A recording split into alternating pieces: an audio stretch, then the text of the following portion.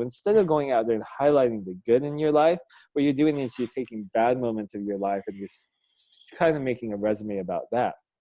The reason you want to do that is you want to go out there and make your digital presence as cohesive as you are as a person. And that means sharing the good, the bad, and your version of the ugly. Hi, I'm Deirdre Breckenridge. I've spent my entire career helping women to get unstuck, to share their stories, nurture relationships, and to grow their brands. But most of all, to find their voices so they can make a difference. Women Worldwide features the stories of passionate women and the ups and downs of their journeys. With deep insight and advice, let Women Worldwide ignite your passion so you can excel in life. Hi, everyone. Welcome to another episode of Women Worldwide. Wherever you are in this world, thank you for tuning in, listening, watching us on YouTube. We appreciate you. Every week, we want to bring stories that help you feel your passion, power up your own voice, and most of all, feel your own energy and do the things that you want to do to make impact and create a difference in this world. That's what we're doing, bringing guests with amazing stories so that we can change lives one story at a time. And I've got a guest today who actually is coming back on the show. He's an alum. First, let me introduce the topic. The topic is the real you. So it's all about transparency, vulnerability, and how much of the real you shows up wherever you go. I know there's the paper you, which is your resume. Well, that's where my guest, Leonard Kim, has a lot to talk about. So Leonard is an award-winning marketer, yet he's self-described at being really good at failure. So my question is, how does somebody self-described at being really good at failures work with a major publisher? He just published a book. He co-authored it. It's called Ditch the Act with McGraw-Hill. Leonard works with companies like Cisco and Salesforce. And I also mentioned he's an award-winning marketer and he's widely read by millions of people.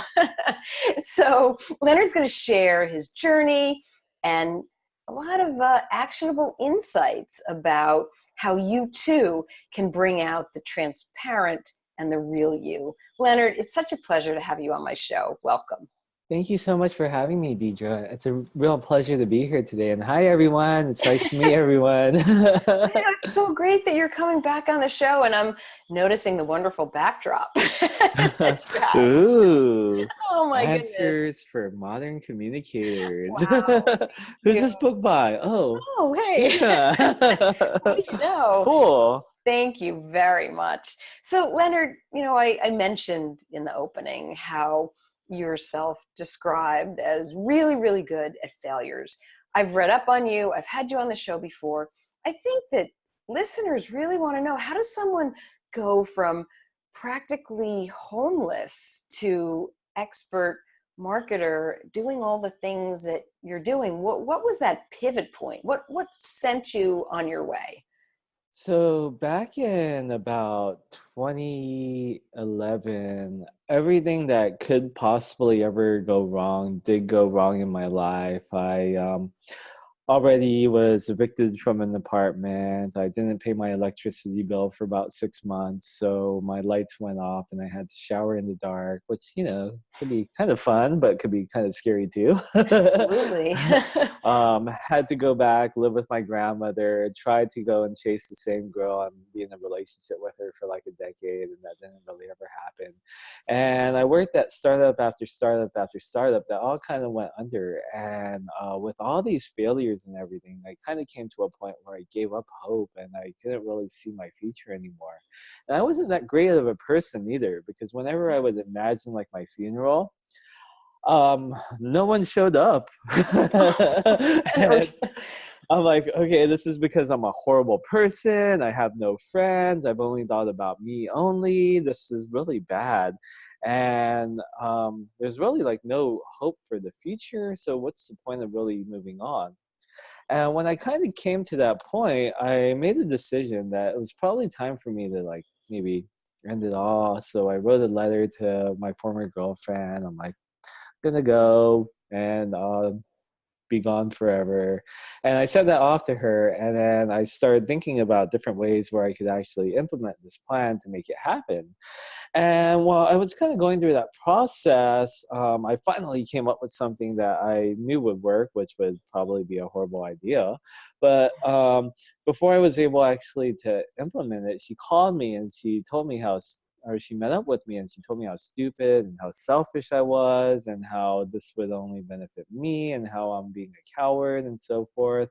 So after that talk, I didn't end up doing it, but now I had this new reason to live, but I didn't really have any reason to live, so I just like coasted for life for a few months.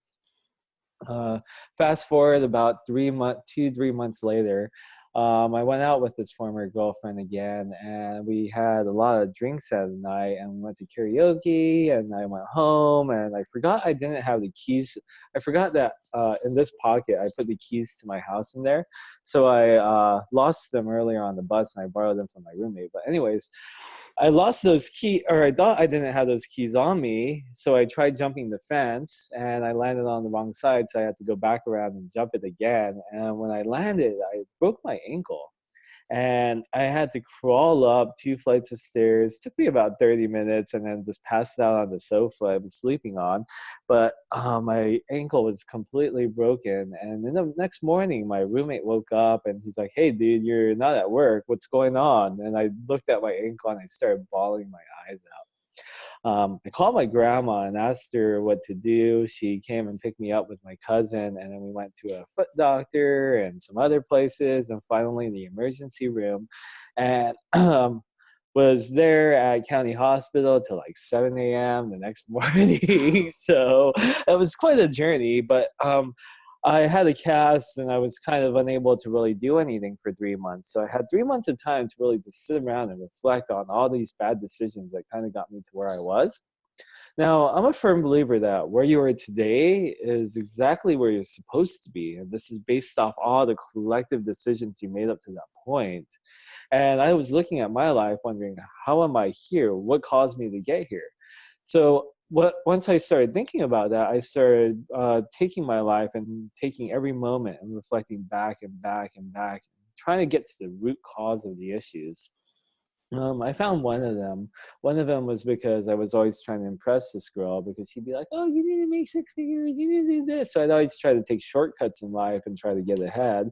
And the other side of it is when I got further and further back in my timeline, like around the time when I was 16, when my grandfather passed away and had Alzheimer's. I didn't realize it at the time, but when he forgot about me with his Alzheimer's, what my family also did, my uncle got rid of all his belongings after he passed away, and then we all tried to forget about him too. And I guess I actually did. And because I forgot about how he raised me, because he was the type of person who was kind, generous, who would go out there and help someone who needed painting their house or help them build up a cabinet or do anything for anyone and volunteer at the school cafeteria. And here I was trying to just be selfish all the time. But he was happy, he was fulfilled, he had everything he ever wanted.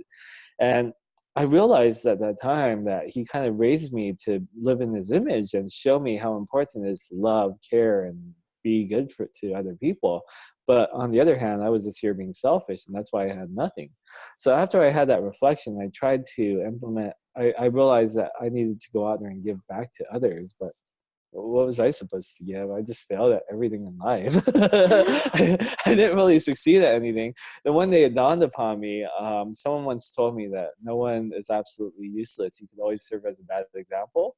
I looked at my life. I'm like, oh, I'm not a bad example. I could teach people what to avoid, so they don't have to go through the troublesome life that I did. So I started talking about my failures, my struggles, and everything like that.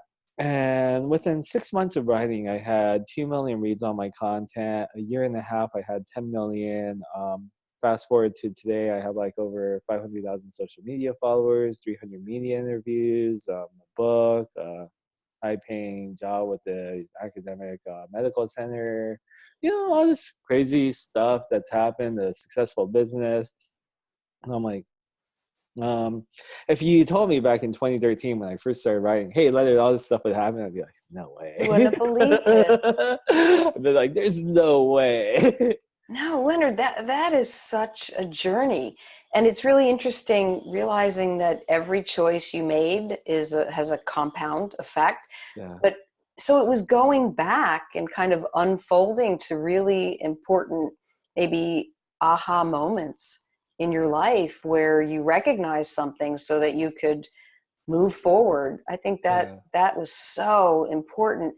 Is this, being able to help people to find the their transparency? Is that where ditch the act? Is that what the book, the impetus for writing the book, so that they can ditch the act too?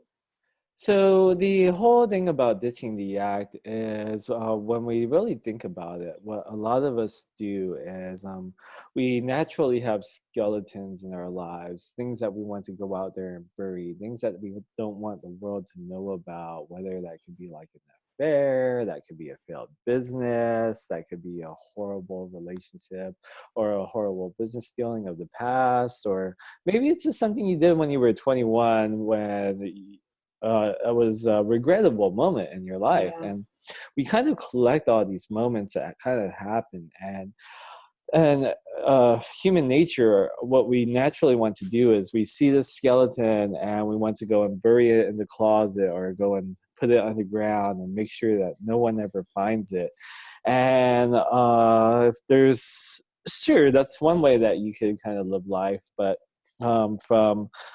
from just looking and observing the world, like skeletons always do happen to find a way out of those closets and dig themselves back up from the grave and come and haunt you. And Now, is it there's is it haunting? Is it that you should tell the world about the skeleton, or is it more that you have to think about it and almost understand what happened to move forward?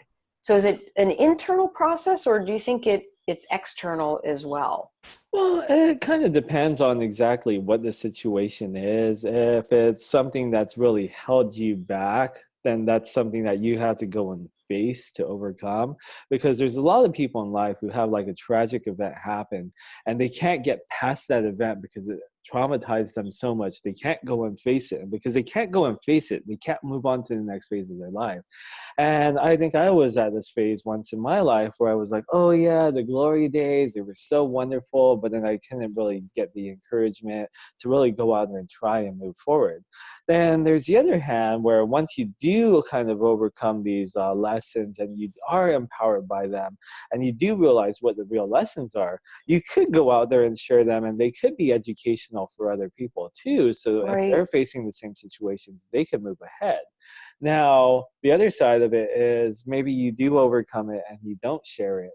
And that could kind of come back and haunt you maybe potentially in the future. So George Bush, he had a very pivotal moment in his life one day when he kind of ran for president.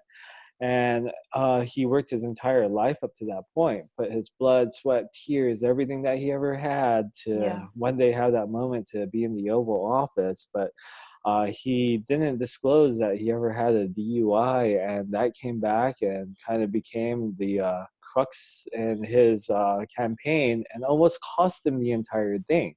Now, had he been forthcoming about it and said, "Oh yeah, I had a DUI in the past," would that have ever affected him as much as it Right. did? I highly doubt it because when Barack Obama was asked, "Have you ever did cocaine before?" He just said yes, and then Yes. that was like never used against him. However, if he said no, that could be a whole different story. Right. Wasn't there one president who said, I didn't inhale or something? Was that, I don't remember. But yeah, it's almost getting ahead of your own story, especially if you're a public figure. I Yeah, mean, the way that the media is set up today and social media, it's going to get out. And sometimes, whether it's true or not, the story can almost change. It doesn't have to be all of the facts. It's going to yeah. get out, and then you have even more of an issue on your hands. Yeah. And the worst thing is, let's say you're not a public figure and you don't have any narrative built out for you, and then a skeleton does come out. That becomes the Right. only thing that people see for your narrative. Kind of like Monica Lewinsky about 20 years ago when the Bill Clinton Yeah. impeachment thing happened. Like she had no way to go and write her own narrative, and then people like paved that out for her. And I watched her TED Talk a few days Right. ago. Me too. I saw that. Absolutely phenomenal, Yep. but it was almost as if she didn't have a voice because she didn't control her own narrative. No, she didn't. And A really um good point. to be put in that much shame throughout her life, I mean, I don't know if I could have withheld 60 days of it. She's withheld 2 decades, Two and I mean, decades. that's phenomenal. Like she's probably one of the bravest people I've ever seen on talk about anything. Right. No, it is. Yeah. It's really brave. So, is this where the exposure resume comes in? Can you talk a little bit about, because that's in your book? Sure. So the exposure resume, if you kind of think about it, we all know how to go out there and write a regular resume. We're all accustomed to going out there and sharing the best moments of our life, whether it's in our career or whether it's at home or whatever it may be. The interesting thing is, like in our grandparents' generation, people walk down the street, said hi, wave to each other. Then, in like my parents' generation, what ended up happening is our world kind of shifted to this keeping up with the Joneses movement, where who could have the bigger house, who could have the bigger car. Oh, someone's buying a boat down the street. This is Right. awesome, I guess. But then It's that's kind of kind of like like, Instagram today yeah, or Facebook. that's translated to like our Instagram Yeah. lifestyle today, where everyone, instead of showing how they're going out there and buying more stuff, everyone's trying to prove who's happier, who's more successful, who's going out there and doing more things. So we've kind of got the how to go out there and talk about the good things down, Yeah. but what we don't really have down is how to go out there and share the bad and the ugly. So when we kind of look at life, in real life, me and you talking right now, we see the good, the bad, and our versions of the ugly. We have a Oh, yeah. comprehensive look of exactly how we are. Now, when we kind of look at our digital presences, most people are, you look on Facebook, you see pictures of kids, you see pictures of family related things. Then you move over to like LinkedIn, you see all this business related content. You go to Instagram, you see the happiest moments of Right. people's Best lives moments. Instagram. And what we kind of do is we paint this fragmented picture of ourselves on one platform to the other, to the other.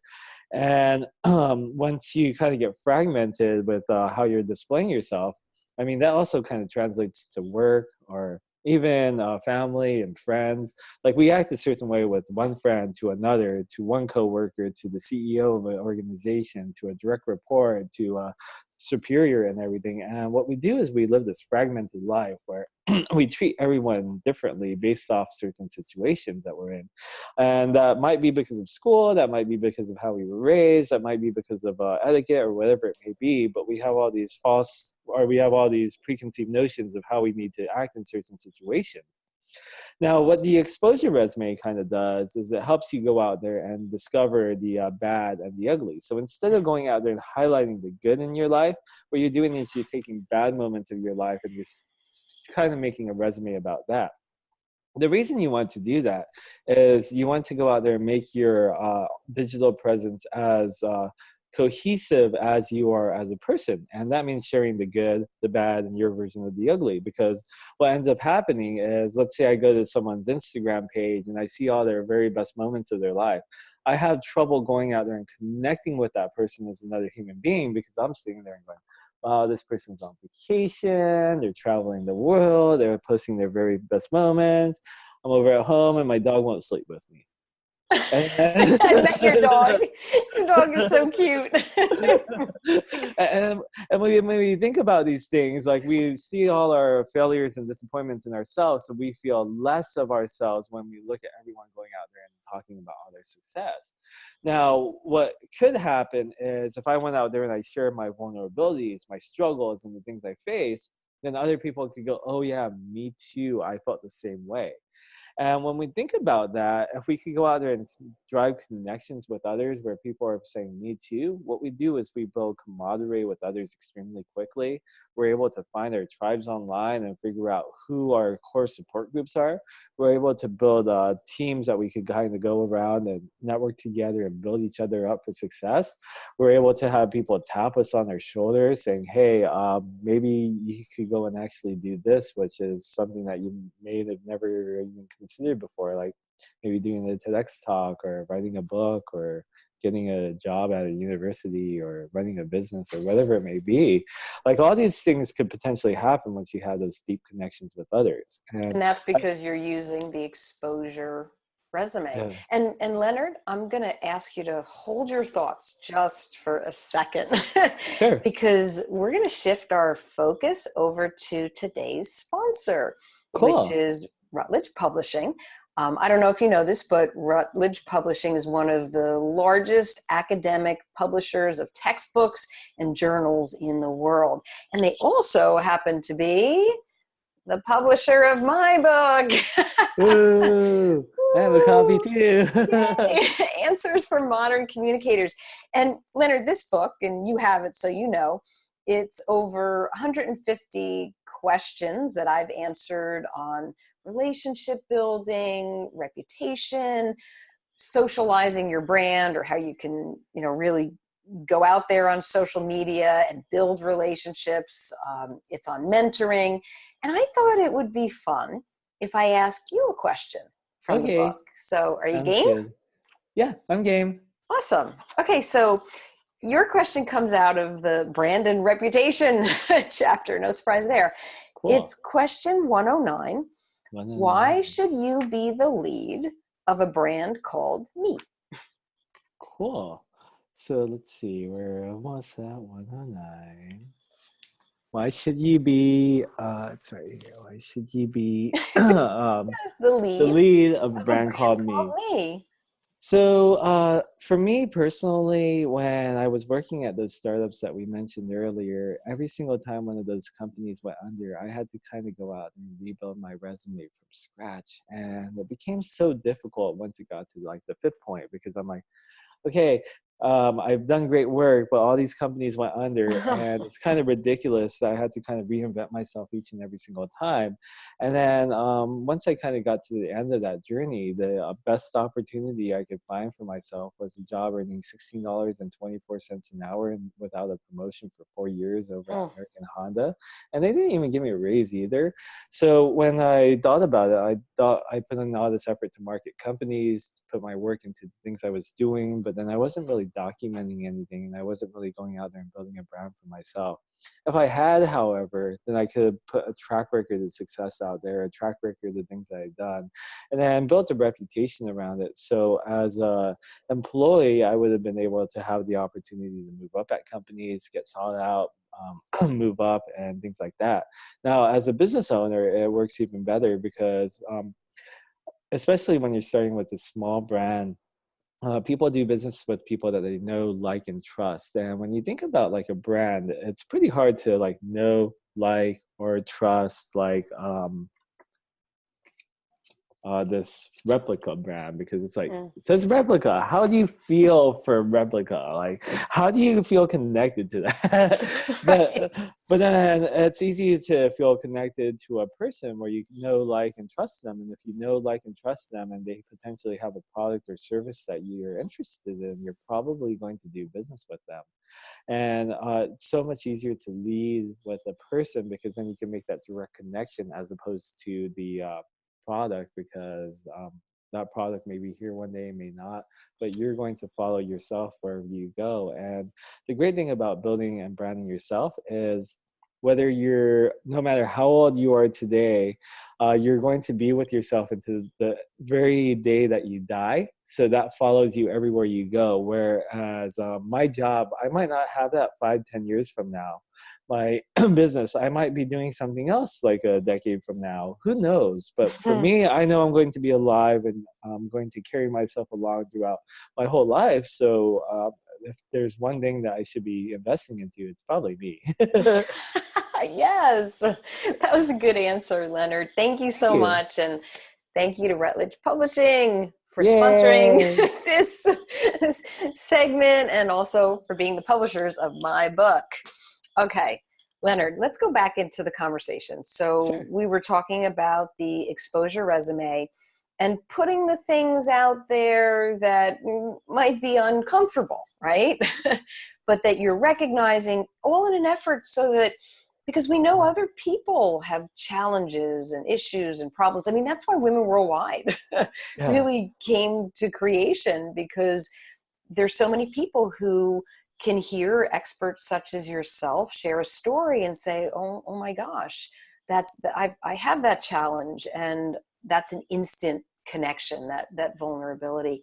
Yeah. How would you take steps to kind of get to this place of transparency and authenticity if, let's say, you are the millennial out there who is sharing the greatest highlights? Because millennials base a lot of their performance, or their value, on image and performance. So what are those first steps? How can you take control, maybe a little more control of this brand process? Well, I think the first thing to recognize is it's like any other muscle in your body. It's something that you need to exercise to really go out there and hone. So, like when I first started writing this book, I first wrote like, go out there and share your biggest failure, and people, and then like my co-author Ryan's like, no one's ever going to do that. And So he did in the book. He shares his stories, which was tough too. yeah. So that's really interesting. You guys are the role models. But it's extremely difficult to go out there and share your biggest failures. So what we did is we came up with 5 different levels of exposure. There's level 1, which would be something as simple as maybe you're drinking a bottle of water and then you accidentally go and like spill some on your shirt like that. And like I spill food on myself like all See, the time. people listening to the audio version can't actually see that you just spilled water on your shirt. YouTube, thank you. And I do this every single day, so I kind of know. Level 1 exposure could be something like that, or maybe forgetting something that you need to bring to the gym. Level 4 exposure is something like a big traumatic event, like maybe a failed business or a failed marriage or something like that. I'm raising my hand. Yeah. And then level 5 is the things that you don't want to go out there and share. Those are like sexual acts, lewd activities, politics, religion, and things like that, because they cause conflict, and you end up in arguments that you don't want to be in. But when you kind of think of level 1 to level 4, if you're too scared to go out there and share the biggest failure that you've ever had, then Mhm. you can kind of work your way up to it with like slowly working that muscle by sharing those small little things, like maybe forgetting your keys, then kind of moving up to like talking about maybe a difficult relation or a difficult conversation that you had, to going out there and talking about something that might have been troubling that held you back in like 6th grade or earlier in your career, or a difficult encounter with a boss. Then kind of work your way up to sharing those bigger moments that are quite scary in life. Well, that's a really good process, because it is easier to share the littler moments. Case in point, when I thought our recording was at one time when it was actually an hour earlier, right? There you Yeah, go. exactly. Authenticity. Yeah. So what the process that you mentioned around the sharing, how about there's an 8-step brand process? And I know that we can't get into every single piece of that, but is there anything that you can recommend out of that process, or any of the steps that you want to share? Sure. So the levels of exposure, the exposure resume, all that's really to build up for the 8 steps of the brand process. Now, step 1 of the brand process is something that I see a lot of creators kind of skip over. But then also business owners, employees, and a lot of other people who kind of go out in life, they kind of skip over step 1. But step 1's the most important thing out there. And step 1's kind of developing your bio. And while a lot of people do have a bio, usually what they do is they either focus on making it all work related, or they sprinkle in a tiny bit of personal into there. But Yeah, then where they're you not, see somebody lives in Connecticut with their family, right, and their yeah, dog. That yeah. last little piece. It's like Leonard lives in Los Angeles with his beautiful wife Angie and their little baby Chihuahua Boo. Like that's the You know, your most chihuahua personal. just passed by. She's Literally, been Ruthie passing by all the just passed by as you were talking about her. time. She's like, I heard my name. Yes. So what a lot of people do is they kind of just sprinkle that in. And I mean, if you think about it, the better thing to do is to go out there and have a more comprehensive look at yourself. So what we do is we teach people how to create real bios, like something that you would not like a memoir where you're picking up a book and it's 55,000 words of someone's life, but maybe it's like a chapter of that where it's like maybe 2 or 3 thousand words that really gets people to kind of know who someone is. So what we kind of do is with our one-on-one clients over at Influence Tree, when we have a brand new one, the first call that we have with them is we're usually like, so I want you to tell me about your life, like kind of how you were raised, what your parents were like, what your values were. Kind of take me down your journey to like kindergarten, to high school, to college, to your first relationship, first entrepreneurial venture, and kind of bring me back to where you are today. And then we just kind of shut up for an hour and we let the person kind of go off and tell their whole journey.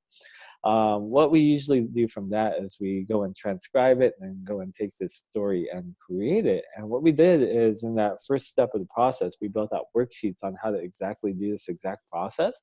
So you can go out there and create your bio. And the reason for that is when you have this comprehensive bio that talks about the good, the bad, and your version of the ugly, what people are doing when they're reading your story is like, honestly, like no one really cares about you or your story. They care about how they see themselves within your story, and if they could see themselves within your story, and that's when they build affinity towards you because they feel connected to you, and that's when you could go out there and build a relationship with someone. So when people are going out there and reading this bio, that's how you could drive instantaneous connection with others before they even meet you. So, Leonard, should my bio, I think about my bio, right? Yeah. The bio might say something like, I was an agency owner for 13 years, and then I transitioned writing a lot of books, and there was media tours, and I became a consultant. But, that transition was because I was burnt out, Yeah. and agency life was just tearing me down, and I got Lyme disease Yeah. around 2008, and I wasn't feeling well. There's a lot of things that made me pivot over to Yeah. becoming a consultant, but that's not necessarily shared. So it's interesting the way that you're posing the story and how you can kind of be more of the real you because somebody else could connect that way. But I don't, Well, my bio does not share that, which is really interesting. Well, if you think about it, like if I hired you as a consultant and I read your bio and I saw that you had Lyme disease and you were burnt out from the agency work, I could have empathy for you before getting into this business relationship, so I can know where you're coming from and I can talk to you at a much deeper level than the surface conversations that most people have. Right. And and like one of my new clients that I recently signed on, Sabina Lee, she's the founder of a company called Angel Hack, which is like a 8-figure woman-led business that does hackathons. Like our first conversation, business related, was like her talking about her vulnerabilities, me because she already knows that I share mine, and then we're like, oh yeah, can we make something work? I'm like, yeah, no problem. And then we don't have this contract or anything. We just go and start working together and everything's just, flourishing. So it's kind of crazy if you really think about like how that works. Like, Because you um, connected on yeah, a much deeper yeah, level. That, yeah, I could see how that would happen. I mean, doesn't Brene Brown, I don't know if you know her, but she's an author, TED Talk. She talks all about, even though she's a researcher, it's the human connection, it's the vulnerability that really gets that relationship started. So yeah. that your example is a case in that. Yeah, what she says, and I even quoted her in the book, is she says that when I look at your vulnerability, your transparency, your ability to go out there and share your weakest moments, I see that in you as boldness. I see that as strength. I see that as courage. I see that as inspiration. But now when I look at that in myself, well, I see that as like shame, guilt, et Yeah. cetera, et cetera, et cetera. So what that really means is those feelings that we have towards our own vulnerabilities, our own struggles, we're lying to ourselves with these emotions that we have, and they're false indicators of how we're actually how sharing these would actually kind of put the trajectory of our life and build connections with others. Like I remember when I first started writing, I asked like a million of my friends or a million of the people I knew, "Hey, if I start talking about everything I felt at, do you think that would be a okay idea or something?" And everyone's like, "Dude, you're going to ruin your career. No one's ever going to hire you again." And I'm just Oh, sitting here that's going, a knee-jerk reaction. I "Yeah, mean, based on, I don't know, there's something about society, culture, where you, even if you feel comfortable sharing something, that yeah, doesn't mean that everybody else is comfortable hearing it. yeah, It's a really interesting point. Like, oh my God, you're going to ruin your career. Well, yeah." no, not necessarily. You're going to attract the people who really want to connect with you, and that's powerful. Yeah, and if you really think about it and you put your life into perspective and you look at all your close relationships, that person that you were crying in the car with at 1 a.m. talking about breakup, or the person that you talked to over the phone and just spilled your whole life over, or the person that you were sitting at the bar with and eating with and just breaking down and telling them about your most vulnerable moments, that person is your best friend. And if you could, maybe they're not your best friend because you have common activities. Maybe they're your best friend because you entrust them with your deepest, darkest vulnerabilities. So, what if you can make tons of best friends Wow. by Who going out wouldn't there want tons of and best friends? yeah, and if you think about But it, it's a shared experience. It's yeah, definitely a shared experience where I think people feel more open when you share, then I can share too. And yeah, now we both know each other's vulnerabilities and it goes back and forth, as opposed to, unless it's a coaching yeah, relationship, of course, because you might share something with a coach or your therapist or whatever, yeah. professional. But I do think the potential of having more close friends who get it and that shared experience, that could be really powerful. Yeah, I think what people are scared of is going like second, third, or it's going first. And once it comes to being second, third, fourth, or fifth, it's really easy to kind of go out there and share things.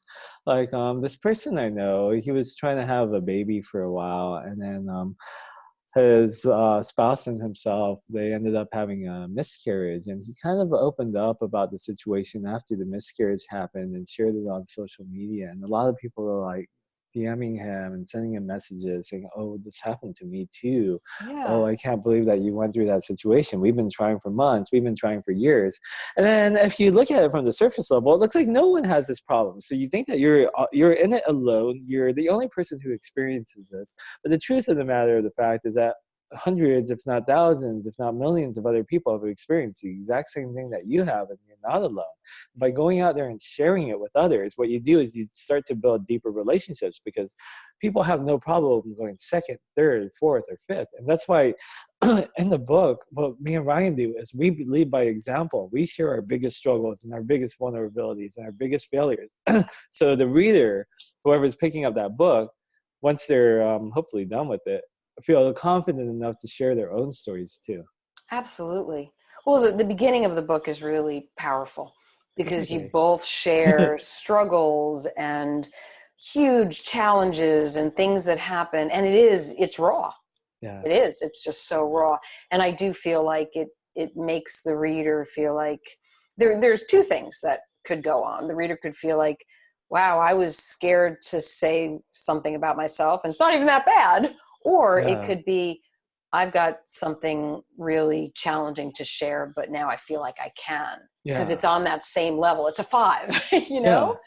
So That's really good. Leonard, I can't even believe it, but we're up to the part of the show where we're nearing the end, and you get to give advice to all the women worldwide listeners out there.